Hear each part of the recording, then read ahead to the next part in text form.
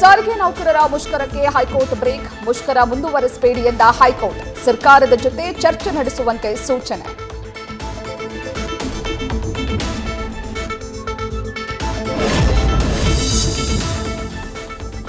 ಕೊಲೆ ಆರೋಪಿ ನಟ ದರ್ಶನ್ಗೆ ವಿವಾಹ ವಾರ್ಷಿಕೋತ್ಸವದ ಸಂಭ್ರಮ. ಜೈಲಿನಲ್ಲಿ ಪತ್ನಿ ಮಗನ ಭೇಟಿಗೆ 30 ನಿಮಿಷಗಳ ಕಾಲಾವಕಾಶ.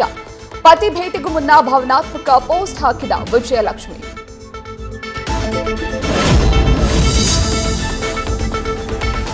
ಕರ್ನಾಟಕ ಯುವ ಸೇನೆ ಮುಖ್ಯಸ್ಥೆ ಅಂತ ಹೇಳಿಕೊಂಡು ಸಂಗೀತಾ ರಾಮ್ ಧಮ್ಕಿ.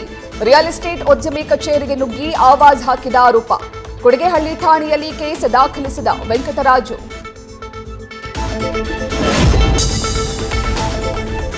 ಬೆಂಗಳೂರು ಸೇರಿದಂತೆ ರಾಜ್ಯದ ಹಲವೆಡೆ 3 ದಿನ ಭಾರೀ ಮಳೆಯ ಸಾಧ್ಯತೆ. ಜನರಿಗೆ ಎಚ್ಚರಿಕೆಯಿಂದ ಇರಲು ಭಾರತೀಯ ಹವಾಮಾನ ಇಲಾಖೆ ಮುನ್ಸೂಚನೆ. ಮುಂದಿನ 15 ದಿನಗಳ ಒಳಗೆ ಕರ್ನಾಟಕಕ್ಕೆ ಮುಂಗಾರು ಪ್ರವೇಶದ ನಿರೀಕ್ಷೆ. ನ್ಯೂಸ್ ಫಸ್ಟ್ ನಿರ್ಭೀತಿಯಿಂದ ನಿಮ್ಮ ಪರವಾಗಿ.